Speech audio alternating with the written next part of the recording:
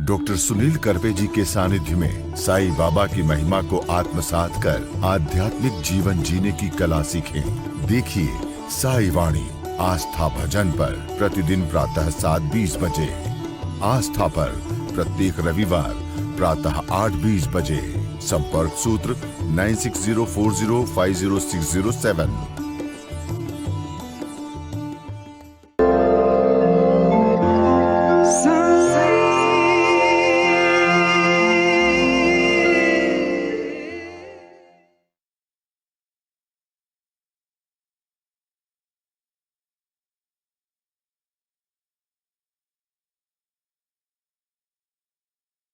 नमस्कार, साई वाणी में आप सबका स्वागत। प्रारंभ करो, जारी रखो इसी विचारधारा से प्रति शिरडी के साईं बाबा का आशीर्वाद लेके। और मैं मेरा बहुत निजी अनुभव आपके साथ साझा करूंगा। दिन था जून महीने का और मैं ऐसे ही ध्यान करते बैठा था। साईं बाबा ने मेरे जीवन में कहा कि सुनील, तेरा कार्य आगे का तय है। और मैंने सब कुछ भूल गया मैं 1 घंटे के लिए। और जब बाबा की आवाज़ सुन रहा था तो मेरे अंदर की जो शक्ति आई, वो शक्ति मुझे एक राह पर लेके आई। जिंदगी में बहुत सारी ऐसी चीज़ें होती है कि हम उसके अधीन हो जाते हैं। और साईं बाबा का मेरा लगाव बचपन में, मैं जब 4 साल में था, 4 कक्षा में पढ़ रहा था, तब मेरे अंकल मेरे माता पिता जी के साथ मुझे शिरडी लेके गए थे। और मैं शिरडी में जब गया, द्वारका माई में बैठा था, तो एक ऐसे ही सफ़ेद कलर के वस्त्र पहने हुए, दाढ़ी बड़े हुए इंसान आया और उन्होंने मुझे प्रसाद दिया। वो दिन मुझे याद था कि उनके चेहरे की सादगी मैं आज तक नहीं भूल पाया हूँ। वो कौन थे मुझे पता नहीं, लेकिन थोड़े समय के बाद पीछे मुड़ के देखा तो वो इंसान वहां नहीं थे। लेकिन उन्होंने मुझे एक वचन दिया था, बेटा तेरे हाथ से शिक्षा का बहुत बड़ा कार्य होगा। मुझे पता नहीं था, बहुत कोशिश करने के बावजूद शिक्षा क्षेत्र में मैंने काफ़ी कुछ जानकारी हासिल करने का प्रयास किया। फिर भी ज्ञान सागर के तो मैं इतना ही कहूँगा कि मैं सिर्फ अभी तलवे मेरे गिले हो चुके हैं। पूरा भीगना तो बाकी है, क्योंकि शिक्षा बहुत बड़ा ज्ञान होता है। हम थोड़ा बहुत इकट्ठा करते हैं, हमें लगता है हम बहुत पढ़े। हम पढ़े नहीं होते, विश्व का वो ज्ञान होता ही है। हम सिर्फ उसको जान पाते, इसलिए हम उसको ज्ञानी कहते हैं। मेरी नज़र में ज्ञान का महत्व वो नहीं है। मेरी नज़र में ज्ञान का महत्व वो है कि एक बूंद अगर हम है तो हम ज़्यादा पानी नहीं पिला सकते लोगों को, लेकिन वही बूंद अगर किसी अच्छे झील में गिर गई या किसी अच्छे तालाब में गिरी तो पूरे तालाब का पानी लोग पी सकते हैं। ये मेरा भारत देश मेरे बहुत प्रीतिकर है, बहुत प्यारा देश है। यहाँ विविधताएं के साथ लोग रहते हैं और बहुत खुशी के साथ हम तरक्की की तरफ चल रहे हैं। हम चाहते हैं कि हमारा देश सुजलाम सुफलाम हो जाए। और कहे जमाने से पहले हमें सोने की चिड़िया यहाँ बोलते थे, क्योंकि भारत एक आत्मनिर्भर देश था। आज़ादी के समय हमारी जनसंख्या कम थी, लेकिन हम गरीब नहीं थे। अंग्रेजों ने यहाँ राज्य करने के लिए आए और उन्होंने हमें गुलाम बनाया।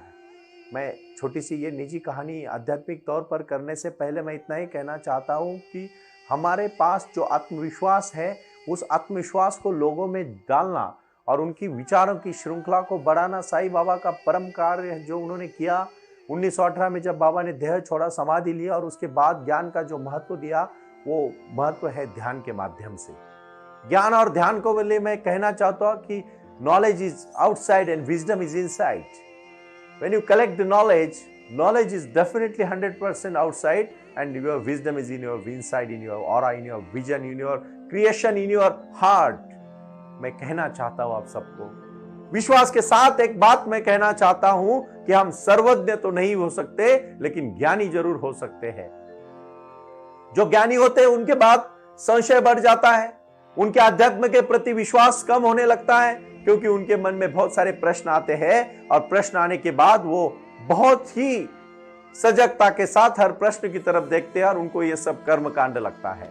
मैं जरूर कहना चाहता हूं कि ये ज्ञान की शक्ति है, भक्ति की शक्ति है, दान की शक्ति है। और इस शक्ति को पाने के लिए मैं जरूर कहना चाहता हूं कि जब लड़ाई हुई है, चाहे द्वंद्व के साथ लड़ाई, चाहे मन के साथ लड़ाई, चाहे दुश्मनों के साथ लड़ाई, चाहे अपनी साथ होने वाली लड़ाई होती है, बहुत बार हमारा 2 माइंड होते हैं। एक नॉर्मल मन होता है, एक सबकॉन्शियस मन होता है। जो हमारा नॉर्मल मन कहता है कि मुझे ये चीज करनी है, दूसरा मन कहता है मत कर। ये दोनों की लड़ाई में जो हम जूझ जाते हैं, उस समय याद रखना आपकी अंतरात्मा की आवाज होती है। और अगर आपकी अंतरात्मा किसी भगवान के साए में हो किसी अच्छे गुरु के मार्गदर्शन में हो और किसी अच्छे दृढ़ता के साथ आप अगर चलते हो और ध्यान और एकाग्रता के साथ अगर आप जुड़े हो तो आप कभी कंफ्यूज नहीं होते। कुरुक्षेत्र में अर्जुन ने जब कहा, दुर्योधन तो मैं कहता हूं कि एक मान लीजिए एक दूसरे पार्टी के नेता थे, 100 पांडव उनके कौरव उनके पास थे और 5 पांडव उनके अलग थे। जो कौरवों के साथ लड़ने की शक्ति पांडवों में आई थी, उसके पहले की कहानी तो आप सबको पता है। एक सुई के टोक पर पूछी हुई जमीन भी मैं पांडवों को नहीं दूंगा, इतना जब अहंकार उनमें आया तो भगवान कृष्ण जाग गए।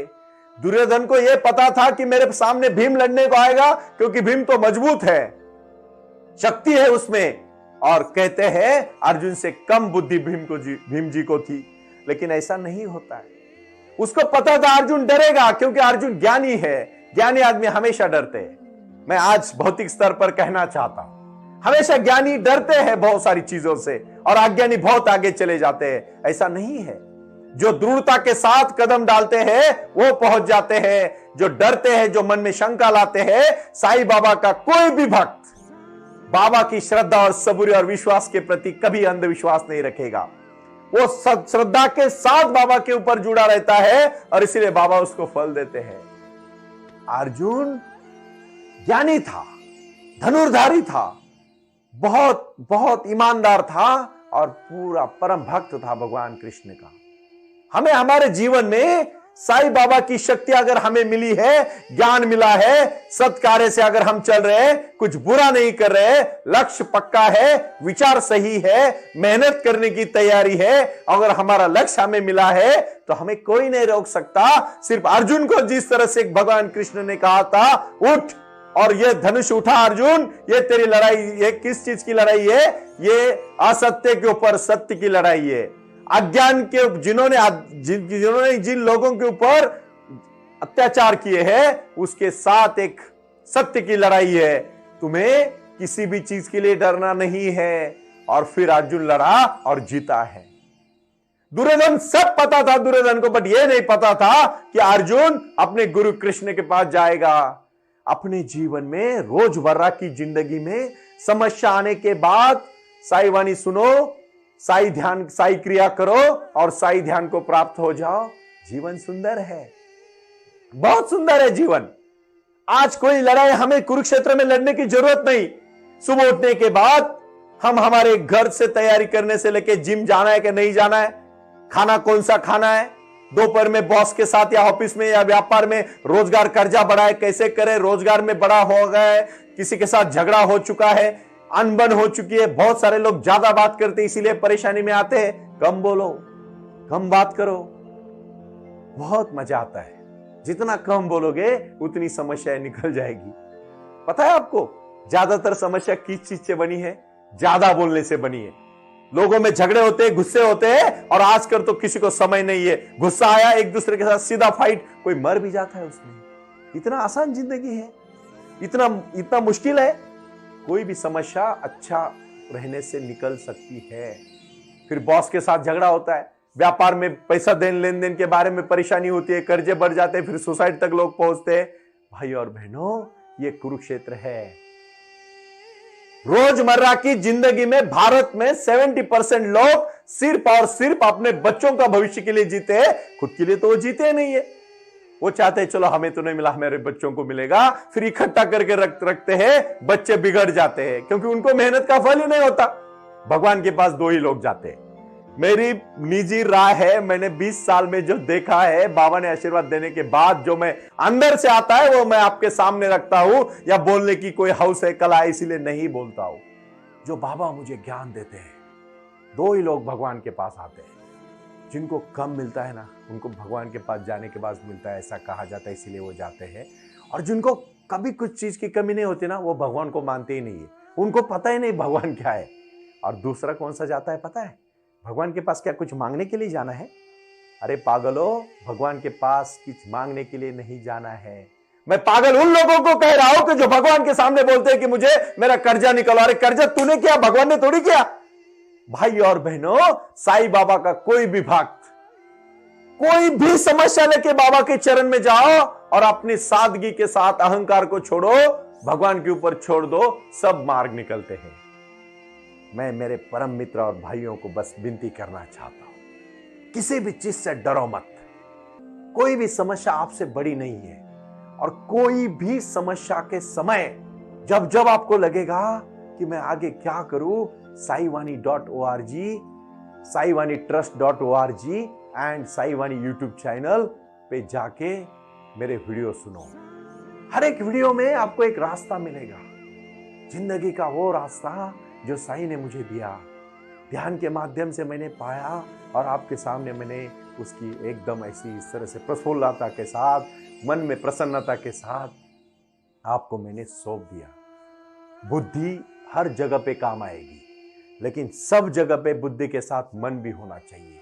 जहां मन और बुद्धि एक हो गई ना, वहां विचार निर्मल हो गए, और जब विचार निर्मल होते हैं ना तो आपको फल मिलता है। इसलिए एक कहावत है, ज्ञानम सर्वम साधन। ज्ञान, भक्ति का ज्ञान, नम्रता का ज्ञान, बिना अहंकार का ज्ञान, अपनेपन का ज्ञान, भगवान के प्रति श्रद्धा का ज्ञान, सबूरी का ज्ञान, पेशेंस का ज्ञान, और सबसे ज्यादा महत्वपूर्ण बात मैं आज कहूंगा, वो ज्ञान जो ज्ञान को पाके आप पहुंचना चाहते हो। बहुत सारे मेरे मित्र हैं आज अमृत की खोज करते हैं। अमृत कहीं बाहर नहीं है, अमृत कहीं बाहर ढूंढने की आपको जरूरत नहीं है। अमृत आपके अंदर है। आप जो शुद्ध पानी पीते हो ना, वो अमृत है। आप जो अपने माँ बाप के साथ अच्छे व्यवहार करते हो, भाई बहन के साथ प्यार से रहते हो ना, वो अमृत है। और अपना भला होने से पहले अपनों का भला होने का जो सोचते हैं ना, वो अमृत है। भाई और बहनों, कुछ चीज हम लेके नहीं जाएंगे। ज्यादा की चीजें गलत मार्ग से इकट्ठा मत करना। हो सके तो जिंदगी में पहुंच जाना। अगर पहुंचना है तो दौड़ना पड़ेगा, लेकिन दौड़ना किस तरह से, सही रास्ते से। लेकिन इतना भी मत दौड़ो कि थक जाओगे। इसीलिए एक बात याद रखना, कदम कदम से कदम मिलाओ, पहुंच जाओगे। प्रारंभ करो और जारी रखो का अर्थ क्या है? प्रारंभ करना है। आज एक चीज को प्रारंभ किया, कल दूसरी को किया, परसों तीसरी को किया, कभी नहीं पहुंचोगे। एक बार एक चीज को प्रारंभ करो और उस चीज को जहां तक तय किया आखिर तक लेके जाओ, मजा आएगा। खुशी है जिंदगी में।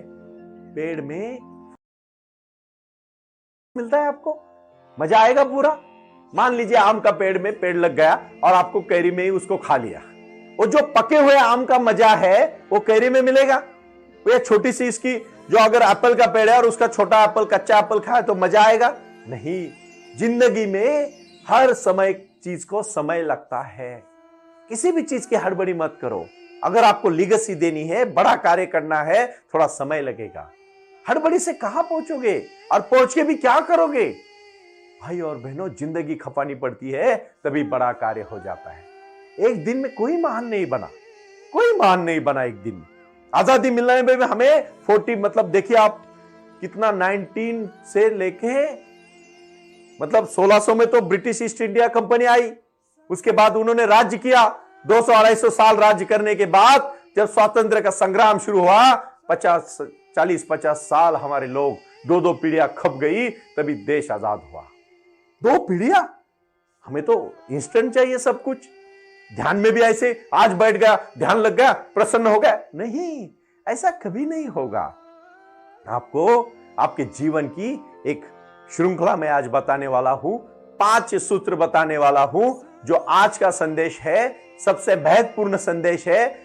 कुरुक्षेत्र में अपनी लड़ाई, जीवन में अपनी लड़ाई। यानी साई वाणी बता रही है कि सुबह उठने से पहले और रात को सोने से पहले 2 चीजों का ध्यान होना चाहिए। कि एक बार जब एक इंसान, मैं बहुत बड़े इंसान की बात कहना चाहता हूं, उनका नाम था मैरी क्यूरी, जिन्होंने रेडियम को सर्च किया। और मैरी क्यूरी जी बहुत महान व्यक्ति हुई। उसको 2 बार नोबेल प्राइज मिला। पहली बार मिला, वो एक ऐसी अकेली औरत है पूरे वर्ल्ड में जिसको मिला, उसके पति को मिला, उसकी बेटी को मिला और उसके दामाद को भी मिला। 4 नोबेल प्राइज एक ही घर में। कितने राजे महाराजे आए, बंगलों वाले आए, मर्सिडीज वाले आए, कार वाले आए, हवेली वाले आए, लोग भूल गए, मैरी क्यूरी को नहीं भूल सकते। और उसने इतना बड़ा कार्य किया, वो पेटेंट बना के अमीर नहीं, अरबों खरबों की मालकिन बन सकती थी, लेकिन नहीं बनी, क्योंकि उन्होंने कहा मैंने यही से ढूंढा है, यही देना चाहती हो। साईं बाबा ने पूरे जीवन में रुग्णों की सेवा की, गरीबों को खाना खिलाया, अन्नदान किया और सबको प्रसन्नता के साथ आशीर्वाद दिया। रोजमर्रा की जिंदगी में जीने वाले, समस्या से जूझने वाले लोगों को कहा डरो मत, मैं हूं साथ में, और बाबा ने आशीर्वाद दिया। लेकिन बाबा उसी को आशीर्वाद देते हैं जो बाबा के भक्त के कैटेगरी में आता है। बाबा के भक्त की कैटेगरी क्या है, बाबा के आशीर्वाद से मैं आपको बताने वाला हूं। और वो पहली है, बाबा का भक्त बिना अहंकारी होना चाहिए। बिल्कुल अहंकार मत करो। जिस दिन अहंकार की छवि लग गई उस दिन समझ लेना आप जीरो हो गए। अहंकार न लागो राजसा, ऐसा क्यों कहा है? क्या है उसका मकसद? क्यों कहा है इस तरह से? इस तरह से कहने का मकसद है, अहंकारी इंसान ज्ञानी भी होगा ना, कुछ फायदा नहीं है। चारित्र बिना इंसान का ज्ञान जीरो है। उस प्रकार साई का भक्त अहंकारी बिल्कुल नहीं होना चाहिए।